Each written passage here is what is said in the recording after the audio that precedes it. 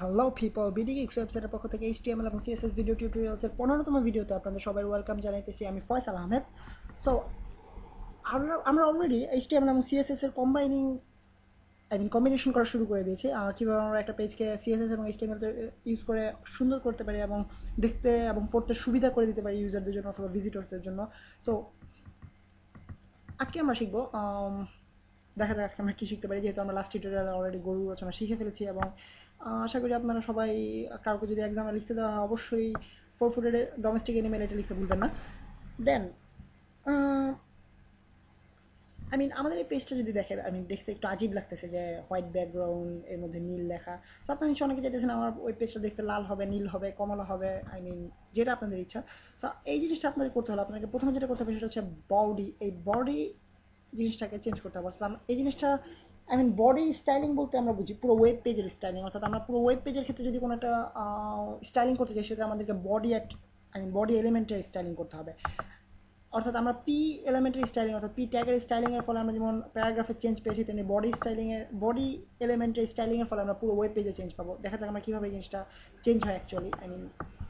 So প্রথমে আমাদেরকে যেটা করতে হবে সেটা হচ্ছে বডি। ঠিক আগের মতো আমরা যেভাবে প্রোগ্রামিং করি, সিএসএস কোডিং করি। দেন আমরা চাইতেছি এর ব্যাকগ্রাউন্ড একটা কালার দিতে, অর্থাৎ পুরো বডিতে একটা ব্যাকগ্রাউন্ড কালার থাকবে। সো আপনারা নিশ্চয়ই বুঝতে পারতেছেন যে এটার ক্ষেত্রে কী হবে। Background colour, background then hyphen or minus or dash, ঠিক কী বলে আমি ঠিক নিজেও শিওর না।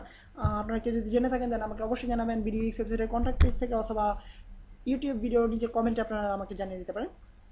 দেন আমি নেক্সট টাইম হয়তো ভুলবো না, অথবা হয়তো ভুলে যাবো। বেশিরভাগ জিনিস আমার মনে থাকে না, আমি ভুলে যাই। এনিওয়েজ, সো ব্যাকগ্রাউন্ড কালার আমরা দিতে চাচ্ছি, ধরা যাক আমার প্রিয় একটা কালার, যেটা আমার দেখতে খুবই সুন্দর লাগে, ওয়েবসাইটে দেখতে সুন্দর লাগে, সেটা হচ্ছে ফায়ার ব্রিক।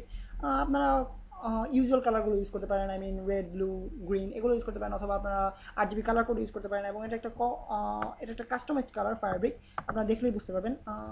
সেভ করি অ্যান্ড পেজটা রিলোড করলে আপনারা দেখতে পাবেন ব্যাকগ্রাউন্ডে আমরা একটা কালার পেয়ে গেছি। বাট আপনারা দেখেন যে আই মিন ফায়ার ব্রিক কালারের উপরে এই ব্লু টেক্সটটা কীরকম যেন দেখতে লাগতেছে। সো সো এটাকে আমরা যদি হোয়াইট করে দিই কালারটাকে, সেক্ষেত্রে আমাদের বুঝতে সুবিধা হবে। বাট হোয়াইট করার ক্ষেত্রে, অর্থাৎ আমরা পুরো টেক্সটটাকে যদি সবগুলো টেক্সটকে যদি হোয়াইট করে দিতে চাই, সেক্ষেত্রে আমাদেরকে দুটো জিনিস আমরা করতে পারি। একটা হচ্ছে H1 এর ভিতরে আমরা ফন্ট কালার, অর্থাৎ আমরা কালার এই প্রপার্টিটা আমরা চেঞ্জ করতে পারি, এবং পি এর ভিতরে আমরা প্রপার্টিটা চেঞ্জ করতে পারি, সেক্ষেত্রে আমাদের দুটোই হোয়াইট হয়ে যাবে।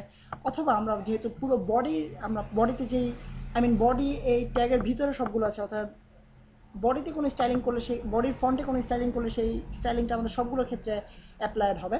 সো সেই ক্ষেত্রে আমরা করতে পারি জাস্ট বডির ভিতরে আমরা কালারটা চেঞ্জ করে দিতে পারি, অর্থাৎ বডির ভিতরে colour property, font colour property আমরা চেঞ্জ করতে পারি। এবং ফন্ট কালার চেঞ্জ করার ক্ষেত্রে আমাদেরকে শুধু কালার লিখলেই হয়, সেটা আমরা আগেই বলে এসেছি। সো কালারটা আমরা যদি হোয়াইট করে দিই, দেখা যাক পড়তে আমাদের সুবিধা হয় কিনা। সেভ করে নিই সম্ভবত।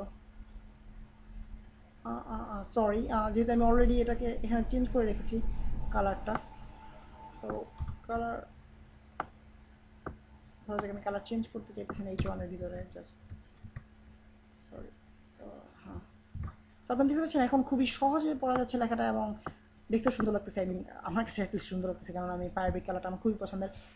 সো এখন আপনারা দেখতে পাচ্ছেন যেহেতু এটা একটা গরু রচনা, এবং যথারীতি গরু মার্কা একটা রচনা হয়েছে, আমরা গরু মার্কা রচনা লিখতে চাইতেছি না, আমরা মানুষ মার্কা রচনা লিখতে চাচ্ছি, বাট গরু রচনা। সো রচনার শুরুর হেডিংটা এক কর্নারে লেখা ব্যাপারটা কেমন আজীব দেখায়, প্লাস রচনা শুরু থেকে প্রথম লাইন থেকে শুরু করার ব্যাপারটা কেমন যেন আজীব দেখায়। সো আমরা প্রথমে যেটা করতাম সেটা হচ্ছে, আই মিন আমরা যখন বাংলা সেকেন্ড পেপার পরীক্ষা দিতাম, তখন আমাদেরকে প্রথমে কোশ্চেনের উপরে লেখা থাকতো সুন্দর হস্তাক্ষর অধিক অধিক নম্বর পাইবার সহযোগী।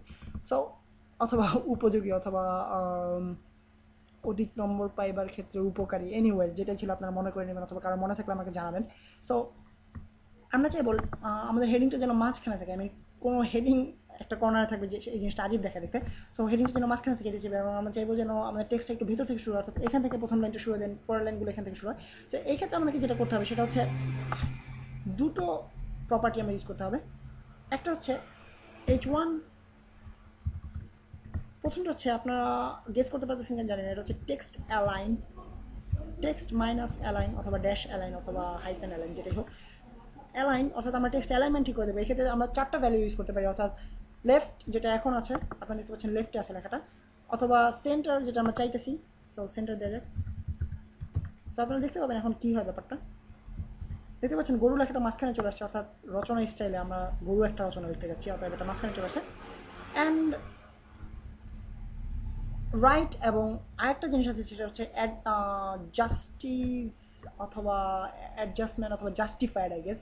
সো আপনারা চেক করে নেবেন যে আসলে আরেকটা ভ্যালিউ কি, আমার নিজেরই মনে পড়তেছে না। আমার যতটুকু মনে পড়ছে সেটা হচ্ছে জাস্টিফাইড। সো ওই জিনিসটা হচ্ছে নিউজ পেপারের ক্ষেত্রে আমরা ইউজ করে থাকি, আর আমরা এই ক্ষেত্রে ইউজ করবো লেফট রাইট অথবা সেন্টার। সো সেন্টারে আমরা দেখলাম কীভাবে আনতে হয় লেখাটাকে, অর্থাৎ হেডিংকে আমরা কীভাবে সেন্টারে আনি। দেন আমরা শিখবো কীভাবে আমরা লেখাটাকে ভিতরের দিকে নিতে পারি, অর্থাৎ একটু ভিতর থেকে শুরু করতে পারি। সো আপনি নিশ্চয়ই ভাবতেছেন just space space space set করে দিলাম, দেন লেখাটা আমাদের মাঝখানে একটু দূরে চলে যাবে। বাট আসলে তা হচ্ছে না, আপনারা দেখতে পাচ্ছেন। যেহেতু আমি আগেই একটা টিউটোরিয়ালে বলেছি যে HTML হচ্ছে ওয়াইড স্পেস ইনসেনসিটিভ ল্যাঙ্গুয়েজ, অর্থাৎ এখানে আমরা স্পেসটা, আমাদের ব্রাউজারটা স্পেস বারগুলো রিড করবে না, অর্থাৎ আমরা যেখানে স্পেস ইউজ করবো এটা আসলে রিড করবে না ব্রাউজারটা, এটা জাস্ট সিম্পলি লেখা হিসেবে পড়ে যাবে। সো আমাদেরকে যেটা করতে হবে সেটা হচ্ছে একটা ছোট্ট একটা অ্যাট্রিবিউট ইউজ করতে হবে, অথবা অ্যাকচুয়ালি অ্যাট্রিবিউট নয়, প্রপার্টি। সেটা হচ্ছে আপনারা কি বুঝতে পারতেছেন এটা কী হবে? লাইন ইন্ডেন্ট অথবা টেক্সট ইন্ডেন্ট নেবে, আমি ঠিক শিওর না, দেখা যাচ্ছে চেক করে। এখানে আমরা ইউজ করতে পারি পার্সেন্টেজ হিসেবে অথবা পিক্সেলস হিসেবে। ধরা যাক আমরা পিক্সেলস হিসেবে ইউজ করি 25px, কিছু হয়নি। সো এটা হবে টেক্সট ইন্ডেন্ট বেসিক্যালি, যেটা আমি নিজেও শিওর না। আপনাদেরকে আগেও বলেছি যে প্রপার্টিসগুলো সবগুলো মনে রাখা এবং মুখস্থ করা আই মিন আমার পক্ষে সম্ভব না, অ্যাটলিস্ট আপনাদের পক্ষে সম্ভব কিনা জানি না।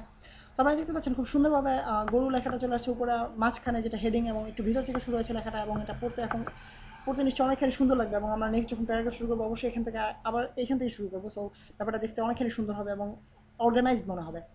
সো এটা হচ্ছে বেসিক্যালি আমাদের টেক্সট ইন্ডেন্ট, দেন ব্যাকগ্রাউন্ড কালার, দেন আমাদের কীভাবে আমরা পুরো বডির ক্ষেত্রে আমরা কোনো CSS স্টাইলিং অ্যাপ্লাই করতে পারি।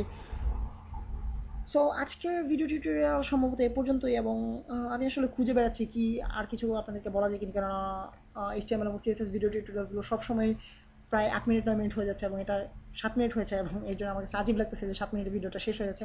এনিওয়েজ, অনেকক্ষণ বকবক করে ফেলাম। নেক্সট ভিডিও টিউটোরিয়াল আপনাদের সবার সাথে দেখা হবে। আমি আপাতত সাইন অফ করতেছি। ফয়সাল আহমেদ।